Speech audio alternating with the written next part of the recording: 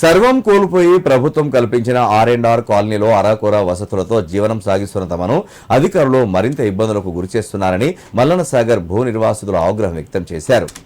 తాము జీవనోపాధి కోల్పోయి ప్రభుత్వం ఇచ్చిన డబుల్ బెడ్రూమ్ ఇళ్లలో నివాసం ఉంటూ కూలీ పనులు చేసుకుని జీవనం సాగిస్తున్నామని తెలిపారు. కుటుంబ పోషణ కోసం ప్లాట్లలో చిన్నపాటి నిర్మాణాలు చేపడితే వాటిని అనుమతుల పేరుతో కూల్చివేయడం అన్యాయమని వాపోయారు. సిద్దిపేట జిల్లా గజ్వేల్ ప్రజ్ఞాపూర్ మున్సిపాలిటీ పరిధిలోని ఆర్&ఆర్ కాలనీలో కొందరు నిర్వాసితులు ప్రభుత్వం కేటాయించిన ఓపెన్ ప్లాట్లలో ఇళ్ల నిర్మాణాలు చేపడుతుండగా మున్సిపల్ శాఖ అధికారులు అనుమతులు తీసుకొని నిబంధనల ప్రకారం నిర్మాణాలు చేపట్టాలని హెచ్చరించారు. దీనిపై తీవ్ర అభ్యంతరం వ్యక్తం చేసిన నిర్వాసితులు గతంలో ప్రభుత్వం ఇచ్చిన హామీలను ఇప్పటికీ అమలు చేయలేదని, తమకు రావాల్సిన పూర్తి నష్టపరిహారం అందలేదని వారు ఆరోపించారు. తమ అభిప్రాయాలు సేకరించకుండా ఆర్&ఆర్ కాలనీలను మున్సిపాలిటీలో విలీనం చేసి 2021 నుంచి పన్నులు చెల్లించాలని నోటీసులు జారీ చేస్తున్నారని పేర్కొన్నారు. ఒకవైపు జీవనోపాధి లేక ఇబ్బందులు పడుతుంటే మరోవైపు ఇంటి నిర్మాణాలకు అనుమతులు తప్పనిసరి అంటూ అధికారులు ఒత్తిడి తెస్తున్నారని నిర్వాసితులు ఆవేదన వ్యక్తం చేశారు. తమకు రావాల్సిన నష్టపరిహారం వెంటనే చెల్లించి సమస్యలను పరిష్కరించకపోతే రాజీవ్ రహదారిని ముట్టడించి ఆందోళన చేపడతామని మల్లన్నసాగర్ నిర్వాసితులు అధికారులను హెచ్చరించారు.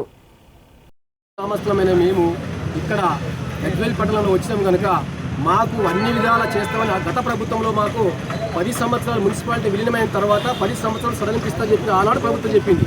కానీ ఈనాడు దొంగ ప్రభుత్వం కాంగ్రెస్ ఏం చేస్తుందంటే ఒక కౌన్సిలర్ దొంగలు గెలిచి వాళ్ళు లంచాలకు అలవాటు పడి డబ్బులు ఇస్తేనే మీరు ఇల్లు కట్టుకోవాలి, లేకపోతే కట్టొద్దని చెప్పి మమ్మల్ని డిమాండ్ చేస్తూ మమ్మల్ని చాలా ఇబ్బందులకు గురి చేస్తున్నారు. మరి ఈరోజు మా యొక్క ఆర్&ఆర్ కాలనీలో డెవలప్మెంట్ లేదు, సీసీ రోడ్లు లేవు, శ్మశాన వాటిక లేదు, ఏవి డెవలప్మెంట్ గురించి ఆలోచిస్తలేదు వాళ్ళు. అప్పుడు చేసిన ప్రభుత్వం తప్ప ఇప్పుడు ఎలాంటి ప్రభుత్వం ఒక గంప పట్టిపోయలేదు. వాళ్ళు లంచాలకు మాత్రము అలవాటు పడ్డరు, పైసలు వసూలు చేసి మనుషుల రక్తాలు తాగుతారు. ఈ ప్రభుత్వం ఎంతవరకు ఈ ప్రభుత్వం న్యాయమవుతుంది? మాకు అలాంటి ఇబ్బందులు కాకుండా అన్ని విధాలు చూసుకోవాలని మేము ఆనాడు ప్రభుత్వం మమ్మల్ని చేస్తే ఇంతవరకు మమ్మల్ని గోస అంటూ ఇలా కేవలము ఆడోళ్ళు పని చేస్తే మొగోళ్ళు ఇంటికాడ బతుకుతారు. మల్లన్నసాగర్లో కేవలం ఆడోళ్ళు, మొగోళ్ళకి ఎలాంటి పని లేదు, కంపెనీలు లేవు, తాగుబోతు బానిస అయ్యారు, ట్రాక్టర్లు బండ్లు కొని మొత్తం చెడిపోయారు. 100 మందికి కేవలం 100 ఇండ్లకు దాదాపు 80% గజ్వేలిలో ఫైనాన్స్లో కుదబడిన ఇల్లు. ఒకరొకరు అప్పు కట్టలేక రెడ్ మార్క్ పెడుతుండ్రు, ఇట్లా ఇండ్లకు రెడ్ మార్క్ పెట్టిరు, కట్టలేక వాళ్ళు బలైపోతున్నారు, బంధువులాగి చచ్చిపోతున్నారు.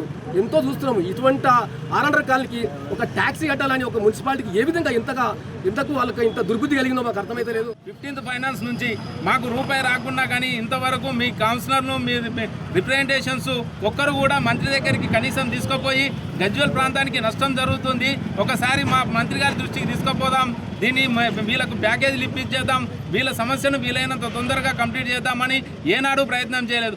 90% పనులు కేసీఆర్ గవర్నమెంట్లో జరిగిన ఈ చిల్లర 10% పనులు, ఈ చిన్న కాల్వ తీసుడో మట్టి పోసుడో ఈ చిన్న పనులు కూడా మీరు చేయలేకపోతున్నారు. ఇంకా 3 ఏళ్ళ సమయం దాటింది, ఇంకెప్పుడు చేస్తారు? ఎలక్షన్లు వస్తేనే మీకు జనాలు గుర్తొస్తారు తప్ప ఎలక్షన్లు అయిపోయినాయి అంటే మీరు పెట్టినటువంటి పెట్టుబడి వాళ్ళ ద్వారా వసూలు చేసుకోవాలనే ఆలోచనతోటి ఇప్పుడు గజ్వేల్లో జరుగుతున్నటువంటి మీ కౌన్సిలర్లు ఉన్నటువంటి ఏరియాలో పోదాము, ఇల్లీగల్ వర్కులు ఎన్ని జరుగుతున్నాయో బుల్డోజర్ పెట్టుకొని జేసీబీ పట్టుకొని పోదామంటారా? ఛాలెంజ్ విసురుతున్నాం.